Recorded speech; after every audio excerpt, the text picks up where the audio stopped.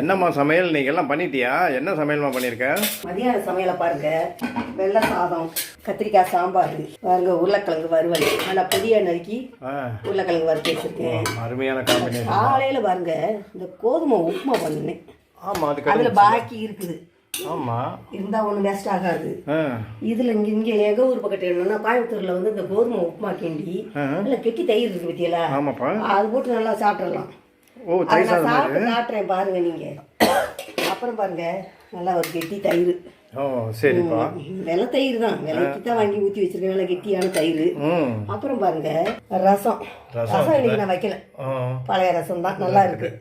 பருப்பு ரசம்னா தான் கெட்டு போகும். இது சாதாரண ரசம், வெள்ளை ரசம்னால இது 2 நாளைக்கு கூட இருக்கும். அதனால ரசம் இருக்கு. அப்புறம் பாருங்க முட்டை வேக வச்சு வச்சிருக்கேன். முட்டை வேக வச்சு வச்சிருக்கியா? இதை பார்த்தோம்னா நீங்க என்ன மாதிரி கேட்பீங்களே, ஏமா இதை முட்டை போட்டாவா போட்டுறேன், வேக வச்சு வச்சிருக்க. சரி போட்டுடலாம். சரி, இந்த வேலையெல்லாம் முடிச்சுக்கிறேன். அப்புறம் உங்களுக்கு பாருங்க இந்த முட்டை போட்டா போட்டு தரேன். சரியா? இப்போ நான் என்ன பண்ண போறேன்னா பாருங்க, காலையில பண்ண அந்த உப்புமா மத்தியான நேரம் வந்துருச்சு. இது கோதுமை ரவை. சரி, நல்லா என்ன வறுத்து கிண்டுனது தான். உப்புமா எல்லாருக்கும் செய்ய தெரியும். எப்படி சாப்பிடணும்னா எல்லாரும் சக்கரை வச்சு சாப்பிடுவாங்க.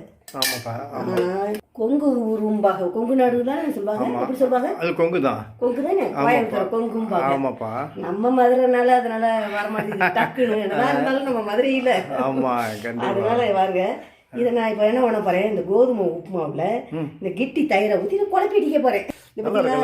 கோதுமை உப்புமாவில் இந்த கிட்டி தயிரை போட்டாச்சு. கிட்டி தயிரை என்ன பண்ண போறேன், இப்படி குழப்பணும்.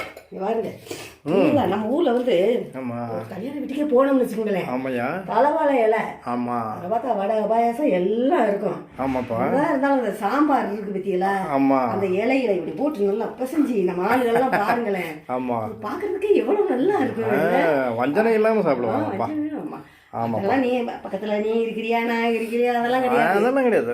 எனக்கு பசிக்குது, சாப்பாடு தான் முக்கியம். வயிற்றுக்கு சாப்பிட்றதுல என்ன இருக்கு? அதனால என்ன பண்ணுவாங்க, அவங்க சாம்பாரை ஊற்றிக்கிட்டு நல்லா இங்க சாப்பிட்டு இங்க இருந்து வடியும். அவ்வளவுதான், பார்க்க மாட்டாங்க.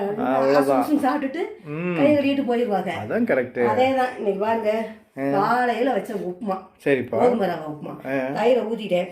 பாருங்க நான் இதை குழப்பி அடிக்க போறேன். சக்கரை தூட்டு சாப்பிட்டா அது ஒரு டேஸ்ட். கெட்டி தயிர் ஊற்றி நான் குழப்பி அடிக்கிறேன். அதான் சூப்பர். இது ஒரு சுவை. சூப்பர், நல்லா இருக்கு. தயிர் சாதத்துக்கு பதில் என்ன பண்ணலாம், சாம்பார் பொரியல் இதெல்லாம் தொட்டு சாப்பிட்டதுக்கு அப்புறம் மீத கோதுமை ரவை இருந்ததுன்னு வச்சுங்களேன், மதியானம் ரவையில கிண்டுன உப்புமா இந்த மாதிரி தயிரை ஊற்றி குழப்பிடுங்க. தயிர் சாதம் மாதிரி சூப்பரா இருக்கும்.